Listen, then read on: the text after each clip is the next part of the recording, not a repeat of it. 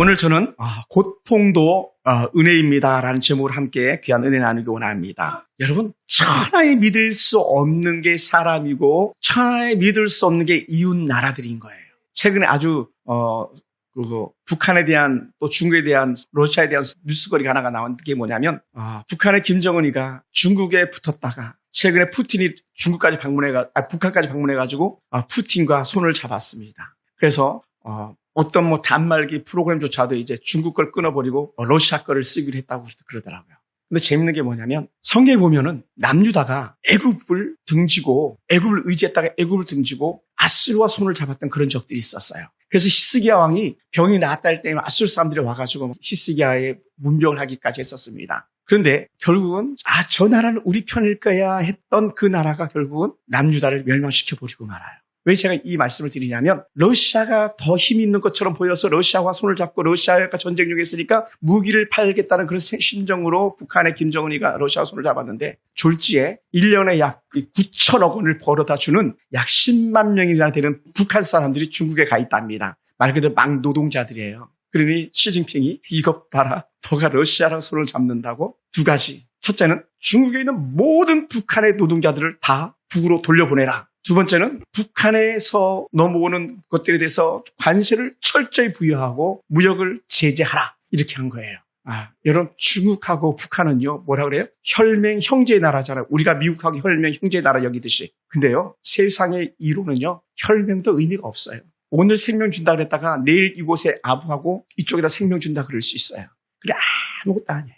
그래서 어쩌면 오늘 시편에서 우리에게 주시는 은혜 말씀 가운데 하나가 그거 아무것도 아니야 그런 것 같아요. 우리가 믿을 수 있는 것은 사람이 아니라 하나님이다. 이 말씀을 시편 18편에서 아주 명확하게 보여주고 있어요. 만약에 김정은이가 이 시편 118편을 알았더라면 함부로 중국을 대하지 않았을 거예요. 히스기야가 물론 이 다윗 왕 후대 사람입니다만은 이 시편 118편을 좀 더 깊이 있게 알았더라면 아수르와 결탁하고 손잡고 조공 드리고 막 그러지 않았을 거예요. 물론 아수르가 많은 고난 히스기야 때도 주기도 했었습니다만은 여러분, 우리에게서는요 우군이 절대로 없어요.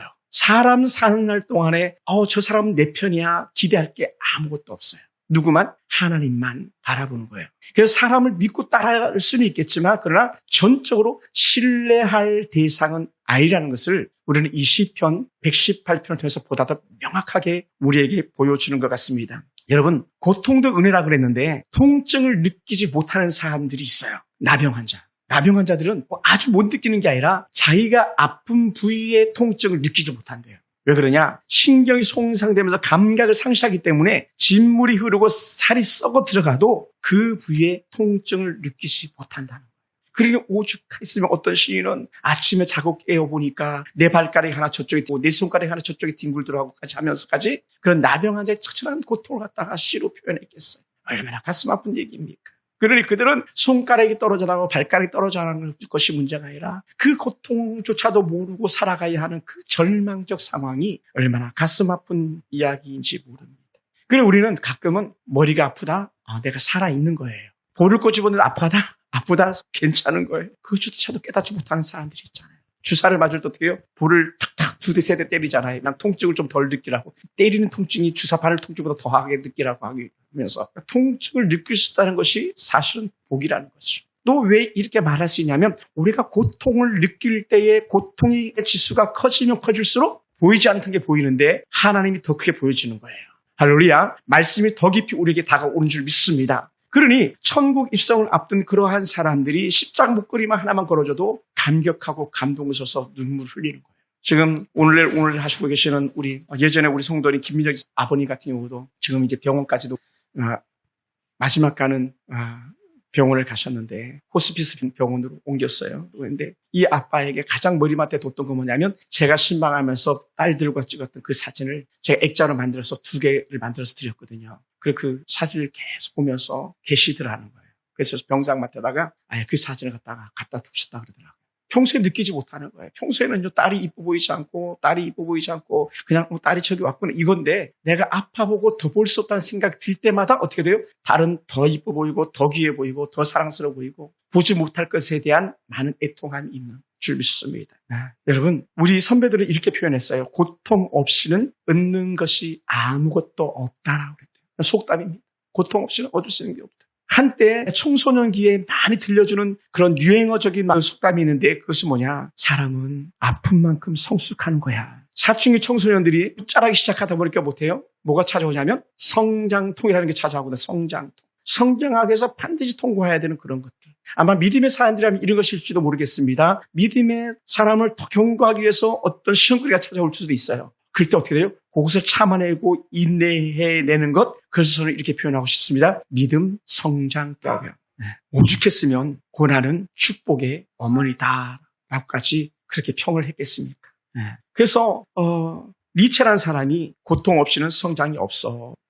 고통 없이 성장이 없어. 그렇게 사지를 잘 못 누리던 그런 위대한 하나님의 사람 헬린 켈러 여사 같은 경우는요. 고통은 나를 더 강하게 만들고 고난은 나를 더 단단하게 했어. 이런 표현을 쓰는 거예요. 넬슨 만델라 남아프리카 공화국의 대통령이었죠. 지금 이제 천국 가셨는데.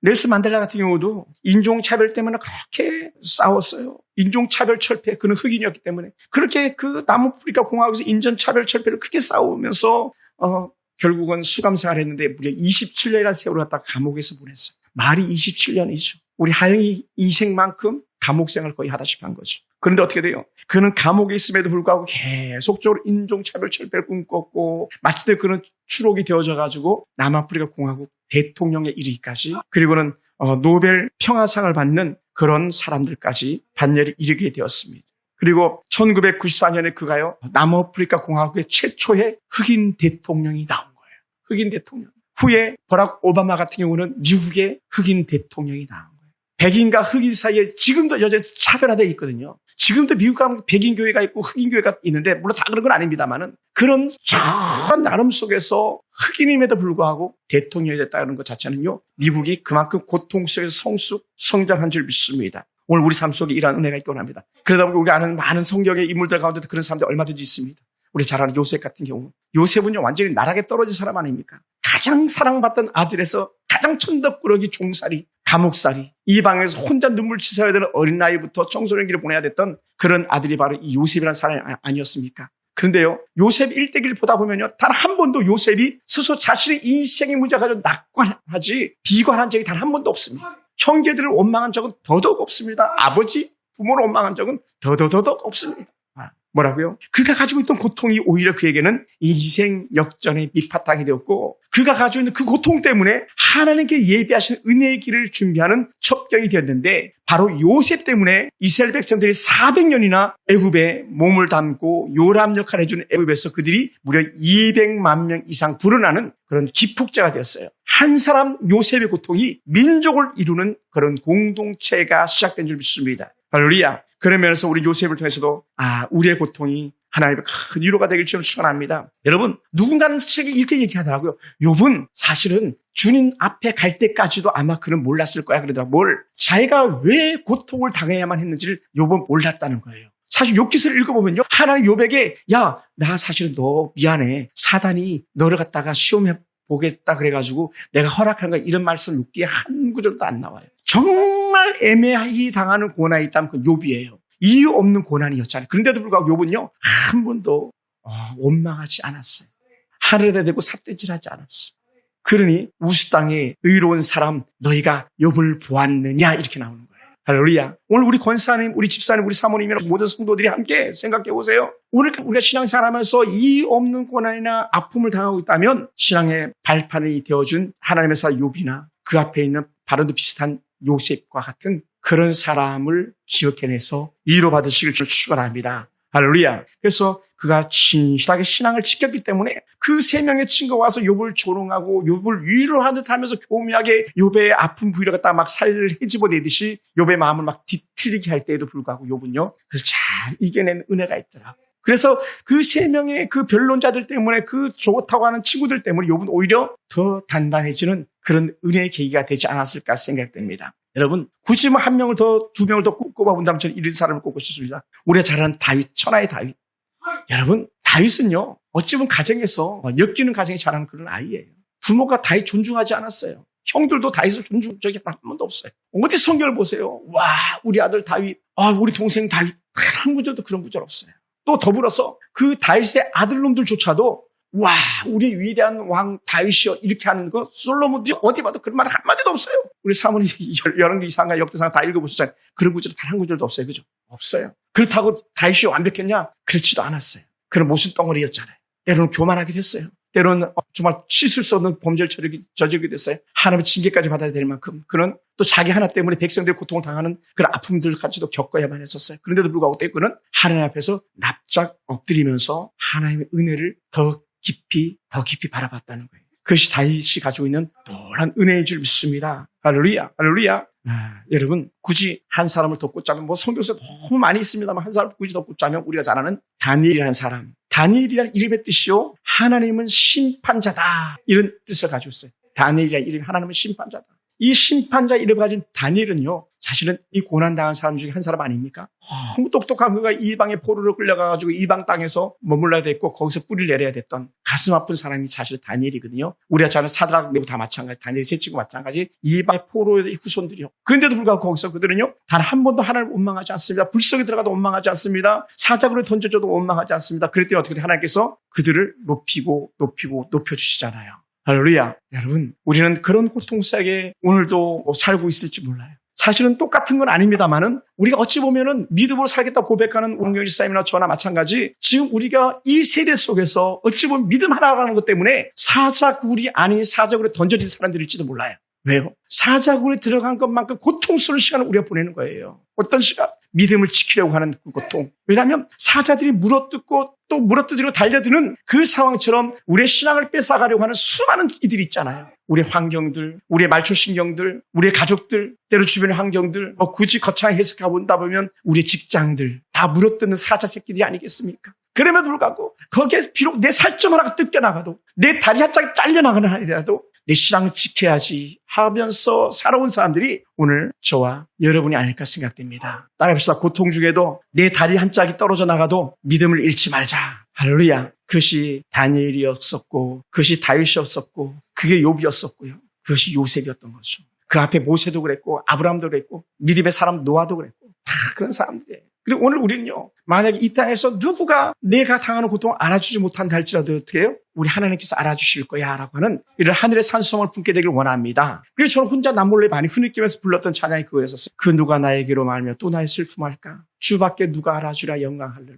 그 누가 나에게 또 나의 슬픔할까? 그 누가 아무도 알아줄 수가 없는 세상에 수많은 헛된 사람들이 우리를 짓밟으러 달려오기도 합니다. 흠을 찾으려고 달려들기도 합니다. 그때 어떻게 우리는 아닙니다. 나는 하나님의 은혜가 필요할 뿐입니다라고 고백할 수 있게 되기를 원합니다. 그래서 사람들이요, 살아가면서 세상에 힘든 일이 있을 수밖에 없습니다. 나이가 많든 나이가 적든 때로는 유식하거나 무식하거나 많이 배우거나 적게 배웠거나 가진 것이 많거나 적거나 누구에게든지 다 고통의 시간들이 있기 마련입니다. 그럴 때 우리는 얼마나 힘에 겹게 그 고통을 이겨내는지 스스로 한번 돌아보시기 바랍니다. 오늘 우리가 잘 아는 하나님의 사람들은요, 다 그렇게 살던 사람들. 다윗 같은 경우도요, 사실은 그렇게 넉넉한 사람이 아니었잖아요. 보기 좋은 사람이 아니었었어요. 근데 성경의 마지막 결론적 평가는 어떻게 나오냐면요, 역대상 29장 26절부터 28절을 가만히 보면 이렇게 평가합니다. 이스라엘을 치리한 날짜는 40년이라 헤브론에서 7년을 치리하였고 예루살렘에서 33년을 치리하였더라. 그리고 마지막 28절에서는요, 다윗 생의 마지막 키를 딱 채우면서 도장을 찍듯이 임봉하면서 이렇게 말하는 거예요. 저가 나이 많아 늙도록, 누가? 다윗이 나이 많아 늙도록 부하고 존귀하다가 죽음에 그 아들 솔로몬이 되지 않아요 왕이 되니라. 하나님은 그렇게 때로는 형편없고 그럴 때로는 그렇게 고통스럽게 살다가 나이에게 그렇게 다윗은 살면서 믿음 지키려고 그렇게 노력하다가 나이 많아서 죽었어가 아니에요. 또 때로는 다윗이 그렇게 세상에 헛되고 허망한데 굴복하게 살다가 그는 왕으로 등극해서 그렇게 살다가 그의 삶을 끝냈어가 아니고 하나님은 다윗의 가장 좋은 모습만 이렇게 드러내신 것 같아요. 뭐라고 평가했냐? 저가 나이 많아 늙도록 부하고 존귀하다가 죽음에 그 아들 솔로몬이 왕이 되니라. 이런 표현을 쓰는 것 같습니다. 여러분, 오늘 우리도 마찬가지. 저도 그렇고 또 어린 우리 청년들도 그렇고 나이 많은 우리 권사의 집사님들도 그렇고 마찬가지. 우리는 살아온 흔적들을 돌아보면요, 고통과 수고의 연속이었단 말이 헛되지 않는 거예요. 야곱이 살아보니까 다 고통과 수고 연속이었는데 알고 봤더니 그 고통과 수고 연속 사이에서 누가 역사하셨는가? 하나님께 인도하셔서 이 고백을 하고 있는 줄 믿습니다. 할렐루야. 그런 면에서요, 이 시편 118편 같은 경우는요, 우리에게 더 귀한 은혜가 되고 위로가 될 줄로 믿습니다. 그래서 다윗이 고통과 힘든 세월을 수도 없이 많이 보냈는데 그런 가운데서도 하나님이 그를 기뻐했다는 거예요. 그래서 시편 150편까지 있는데 시편이 전체가 150편까지 있잖아요. 그 중에 이 다윗의 시편이 무려 그 약 절반을 차지하는 73편이나 다윗이 시편을 기록한 거예요. 그 다윗의 시편은 뭡니까? 전적으로 하나님의 은혜였어. 그것도 하나님의 은혜였어라고 하는 그런 고백이 연속적으로 나오는 줄 믿습니다. 사랑하는 성도 여러분, 세상에서 삶이 고통과 어려움을 당할 때마다 하나님으로부터 바짝 다가서 노래했던 사람이 다윗이었습니다. 믿음으로 그는 더 좋은 시, 더 좋은 소망의 싹을 틔웠던 그런 사람이 다윗이 아니었을까 생각됩니다. 고통이 더해가면 더할수록 본향이 더 가까이 오음을 바라보았을 것 같은 그런 다윗이 쉽지 않은 삶 가운데서. 그래서 다윗은요, 하나님이 어떤 분인지를 너무 더 잘 안 거예요. 그러다가 이제 조직신학적 용어는 이렇게 말하는데 하나님의 속성이라고 말해요. 그런 단어를 써서 하나님의 속성. 하나님의 속성이 뭐냐? 시편 118편에 보면요, 하나님은 이런 분이야라고 말하는 거예요. 하나님은 감사를 받는 분이야. 그래서 여호와께 감사라 시작하는 거예요. 할렐루야, 할렐루야. 또 더 나가서 그럼 왜 그게 감사해야 되냐? 그는 선하시고 그는 인자하시고 그는 영원하시다는 거예요. 그의 선하심과 그의 인자하심이 영원하다. 한 번, 두 번 우리가 감사할 사람이 아니라 감사하실 분이 아니라 우리 영원히 감사될 게 그의 선하심이나 그의 인자하심이 영원하기 때문에 우리는 그에게 감사해야 되는 거야라고 그렇게 말씀하고 있습니다. 여기서 여러분 영원히 그 하나님이 인자하시다고 하는 것이 무려 4번이나 반복되고 있습니다. 그 인자하심이란 우리가 잘 아는 호세아서에 나오는 헤세드라는 단어, 바로 인애라는 단어, 인자라는 단어, 같은 맥락의 단어예요. 헤세드라는 단어, 인애, 인자하심, 요 같은 맥락의 단어예요. 그게 뭐냐? 하나님 자비의 하나님이다. 오늘 우리가 쉽게 이해하는 말은 뭡니까? 하나님은 사랑의 하나님이다. 그래서 사도 요한은 이 하나님을 너무나도 잘 알기 때문에 이 사도 요한은 구약의 다윗처럼 같은 고백을 하는 거예요. 하나님은 사랑이시라 이렇게 나갔던 거예요. 할렐루야. 하나님의 속성 뭐지? 하나님은 사랑이셔. 그의 인자심은 영원해. 그의 선하심은 영원해. 내게서 어떤 땐 좋았다가 어떤 때 싫었다가 막 변적이 죽 끓듯이 하는 그런 하나님이 아니야. 양은 냄비에 물 끓듯이 금방 막 끓다가 축 식어버리는, 불 끄면 금방 식어버리잖아. 양은 냄비는요. 그런 하나님이 아니야. 하나님은 계속 인자하신 분이야. 계속 선하신 분이야. 이렇게 말하시는 거죠. 할렐루야. 여러분, 우리 부모들도 그랬으면 좋겠어요. 아들, 딸들에게, 저도 잘 그렇게 못하는데 아들, 딸들에게 하나님의 속성 그대로 가져가는 거예요. 야, 엄마는 사랑이야. 우리 집사님 두 아들 놈에게 야, 철아, 진아, 아빠는 사랑이다. 왜냐? 나는 하나님의 아들이니까. 하나님의 아들은 하나님을 닮는 거니까 아빠는 사랑이다. 아멘. 한번 집사님이 뭐 꼭 그런 건 아니지만 예를 들어서 뭐 좀 표현을 좀 이렇게 해보면 철아, 슬쩍 손을 잡는 거야. 그리고 말하는 거야. 철아, 아빠는 사랑이다. 권사님, 정신을 차리지 마시고 그냥 정신 비몽사몽인 것처럼 김장희 사람한테 여보, 나는 당신의 사랑이야. 기절하실지도 몰라요. 장로님에게 또 평화로스 목사님, 우린 너무 잘하는데 잘 못하잖아요. 김도희 선생님에게 나는 당신의 사랑이 하면서 나가실 때 신발을 똑바로 한번 놔줘보세요. 남편이 너무 좋아하실지도 몰라요. 물론 지금도 그렇게 하시고 계실지도 모르겠지만 오래전에 섬겼던 성도님가 가가지고 제가 신방하면서 이런 얘기를 했더니 남편이 나갈 때에 엘리베이터를 잡아주세요. 또 남편이 나갈 때에 밑에 내려가 주차장에 차를 먼저 시동 걸어놔주세요. 그 추운 겨울날 바로 추운 차 타고 가지 않도록 차를 미리 따뜻하게 해놓고 그 남편이 따뜻한 차 타고 이랬더니 어느 권사님이 진짜로 실천한 거예요. 그런데 남편이요, 교회에 등록하고 예수 믿기 시작했잖아요. 그리고 그 남편이 저를 그렇게 좋아하시는 거예요. 뭐 이름도 대라면 될 수 있어요. 김기정이라는 집사님인데. 그래 막 자기가 회사를 오픈하면 막 저를 부르고 목사님 나 회사 옮겼습니다. 완전 교회에 처음 나온 셀짜백인데. 그 동서도 저를 너무 좋아하는 거 그러다 보니까. 그러니까 아무것도 아닌 것 같은데 그 사랑의 작은 표현 하나가 사람의 마음을 바꾸는 거예요. 근데 여러분 생각해보면 하나님은요, 영원히 그 사랑과 그 인자심과 선하심이 바뀌지 않는다는 거예요. 그것이 헤세드의 하나님이셨습니다. 그러니 5절에 보면 이렇게 표현했어요. 뭐라 그랬냐면 내가 고통 중에 여호와께 부르짖었더니 여호와께서 응답하시고 나를 넓은 곳에 세우셨도다. 고통 중에 부르짖었더니. 그러니까 여러분, 고통이 너무 때로는 정말 우리가 고통을 없애야 되겠지만 고통이 좋은 게 뭐냐면 뭐 하라고요? 고통은 하나님을 찾는다 그랬잖아요.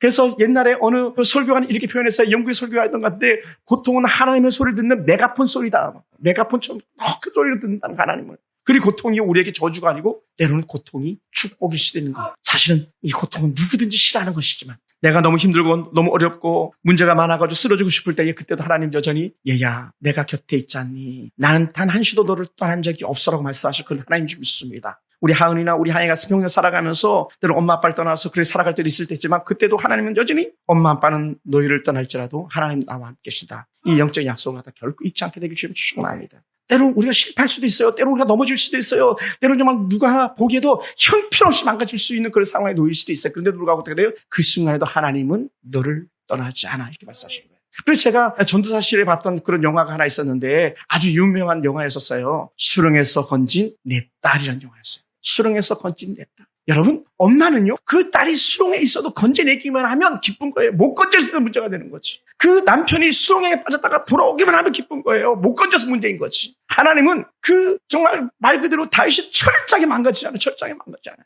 다윗이 아들에게도 버림을 받잖아요.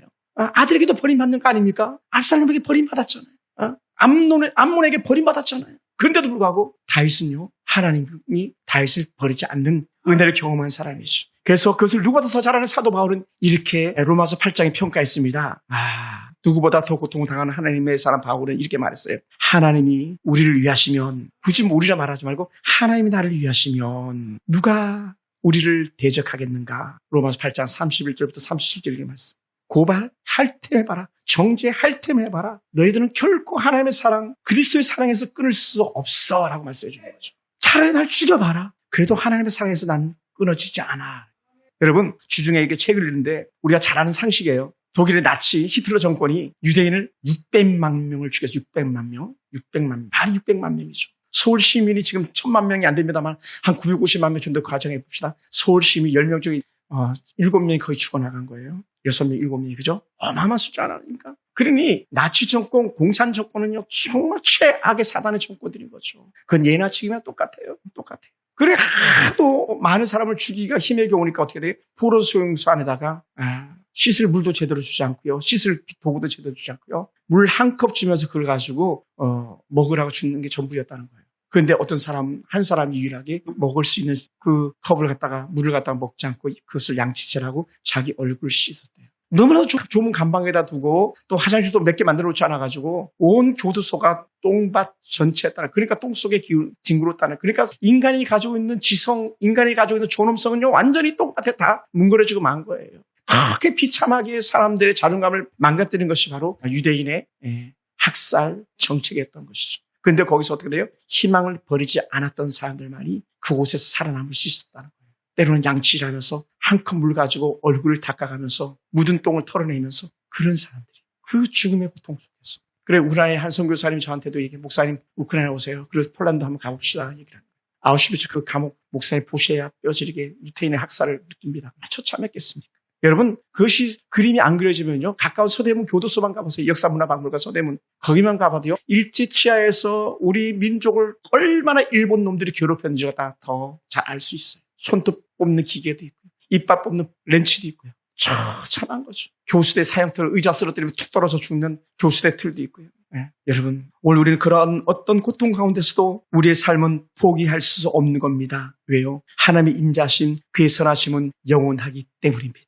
지금 누가 우리를 알아주지 않아도, 지금 누가 내 고통을 몰라준다 할지라도 그분은 아셔. 하나님, 이 은혜를 우리가 기억할 수 있게 되길 주님 축원합니다. 할렐루야. 사랑하는 성도 여러분, 그러니 오죽했으면 이렇게 시편의 기자가 어떻게 했겠습니까? 5절 이하에 보면 이렇게 표현합니다. 그를 미워하는 사람들이 많았습니다. 벌떼처럼 에워서 공격했었습니다. 밀치고 넘어뜨리고 짓밟았었습니다. 그런 고통 가운데서도 하나님은 내 편이야, 하나님은 내 편이야, 하나님은 내 편에 이 고백을 갖고 있는 거죠. 그러면서 마지막 14절에서 나의 능력과 찬송이시오 또 나의 구원이 되셨도다라고 하는 아름다운 신앙의 고백으로 자신의 고통을 이겨내는 이 다윗의 철저한 신앙의 고백이 오늘 고백이 되길 주로 축원합니다. 사랑하는 성도 여러분, 우리는 살아가면서 고통을 이겨내야 될 사람들입니다. 교회도 마찬가지. 교회도 고통을 이겨내야 될 그런 때인 줄 믿습니다. 수많은 잘못된 사상과 철학과 또 법률들이 믿음을 떠나게 할 그 즈음에 우리는 아니야, 더 가까이 하나님께 발을 내딛는 그런 은혜가 있어지길 원합니다. 제가 이 설교를 마친 후에 여러분은 시편 150편을 읽어가면서 1편부터 마지막 절까지 손가락으로 짚어가면서 읽어가시면서 거기서 찾아야 되기 원합니다. 하나님은 선하신 분, 그는 인자하신 분, 그는 고통 중에서 나를 건져내시는 분, 그분이 바로 나의 하나님입니다. 고백한다면 여러분 고통이 오히려 전화, 유복이 될 줄로 믿습니다. 할렐루야. 여러분, 말씀 마무리하겠습니다. 사는 게 힘들고 지쳐 있습니까? 소망이 끊어지다고 여기저는 그런 사람들이 있습니까? 내일이 보이지 않습니까? 지금이거든요. 하나님은 내 편이시라. 사람이 내게 어찌할까? 기도하겠습니다.